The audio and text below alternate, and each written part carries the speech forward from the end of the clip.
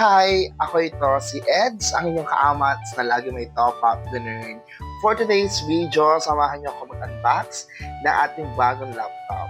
Pero bago ang lahat, don't forget to like, share, and subscribe to my vlog, to my YouTube channel. It's Eds Amats, and of course, keep on watching. Ayan. So, without further ado, let's do our vlog. Pero bago ang lahat, tayo po muna mag-intro. Intro, pasok ka na!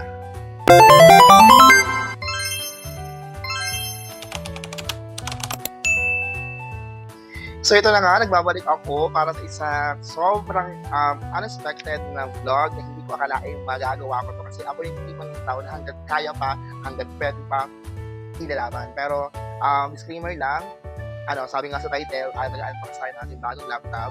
I will just explain muna. Matagal na to, So actually mga kaamats, itong aking laptop na bago, sobrang tagal na ito. Actually, hindi na siya bago kasi 1 month na siya nandito sa kwarto ko, pero hindi ko pa siya na-unbox because ang dami kong mga ganap sa buhay, ang dami kong mga kung ano-ano ginagawa. I'm so very busy, pero totoo lang, tinatamad lang ako mag-unbox.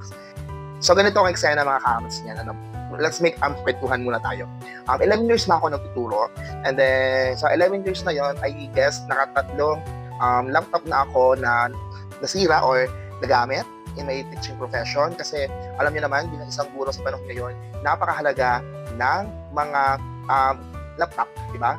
Ito yung parang namin parang sandata namin. Pag wala kaming laptop, napakahirap sa amin magturo, magawa ng grades and so on. No? So, nagkaroon ako ng bagong laptop, brand new yun, bigay sa akin natin ko when I was in 4th year college, and then nagamit ko naman siya sa pagtuturo. Siguro mula private hanggang tatlo or 4 na taon ako sa pagtuturo. And then, nung masira yung laptop na yun, meron sa akin ng sanla ng Lenovo. Tama ba? May ganun ba brand? Lenovo na brand. Tablet lang tayo, ang laptop, netbook ayun. Yung unang netbook, yung biro natin. Yung pangalawang ko netbook, yung may nagsanla sa akin, sumabot din siya ng years bago matubos. Ang bagal din nun, kasi pag puno na yung files, talaga bumabagal siya. Tapos, kung nasira na yung, nung tinubos na yung Lenovo, bumalik ako or nag-transfer na ako sa Taliban. I think parang 7 years na ako nung teaching. So wala akong laptop. Itong friend ko, si Sir Enverga, nagpapaano siya magpalit ng laptop kasi lagi nasasira. So, ang ginawa ko, binili ko yung kanyang laptop for I think 8,000 or hindi ko lang kung magkano, basta 8 yata or 10, basta hindi ko na matanda yung range kasi 2021. So ito yung ginagamit kong laptop ngayon. Itong Acer na ito, goods pa to. Yes, pero kasi kasi nasira niya to. Ginagawa niya, ayaw na yung mapagawa. So, ako na yung bumili, ako na yung tumubos. Tapos, ito na yung ginagamit ko up to this time, no? Pero, syempre, sa katagalan, nag-loading siya, nasira siya. So, ito, tumakala dito kami, amas na dito. Tapos, ang nakailang pagos na yung dito, pero, lumalabo pa to. Marami na tong kinita, marami na tong nagawang mga report, marami na tong nailapin sa buhay. Ganyan siya. So, to make the story short, bago tayo ma-unbox, noong ito lang, itong taon ito, di ba closing kami mga pictures, sobrang busy namin, so gawa ng mga reports and everything. So ito ay nasira, naghanto. Actually, na-blackout siya, so hindi ko alam nangyari. Buti lang naayos siya ni Sir Russell. Nung pagkaayos si Sir Russell naman, ang nasira naman is yung charger. Yung charger siya, hindi na siya nagagana o hindi na siya gumagana kapag siya ay hindi nakasaksak. So, at least, gumagana pa din siya kasi mga laptop ngayon sobrang mahal. So, laban pa din siya, laban.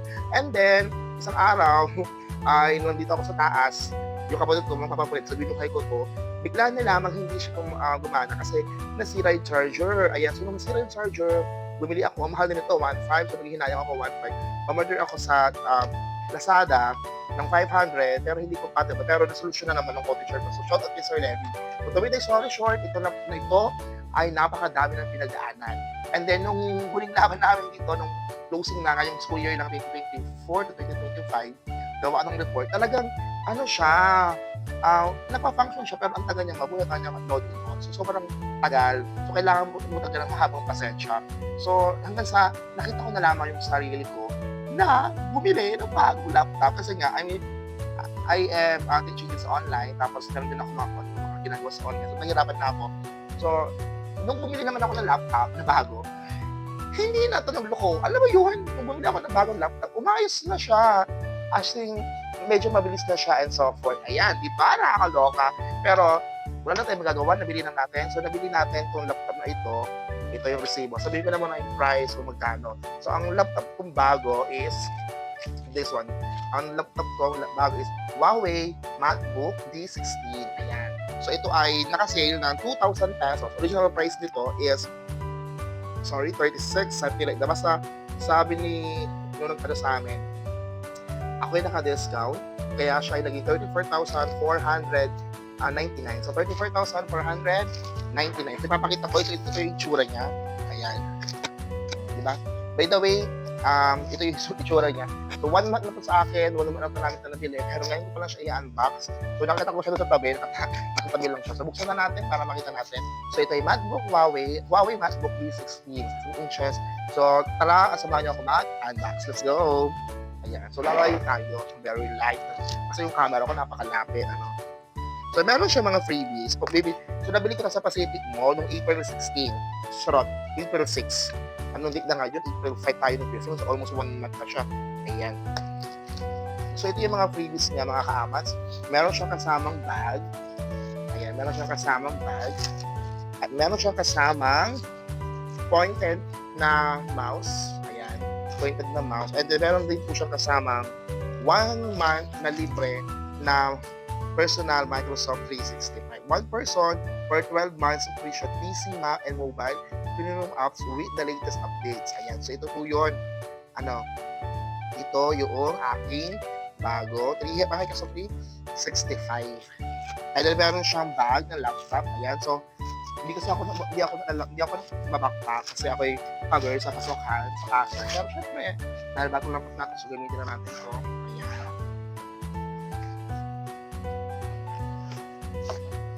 So, ito yung mga libre niya, bag. And then, of course, ayan, kita niyo naman. Nabuksan na ito, na-testing na ito. Ayan. So, ito yung laman niya.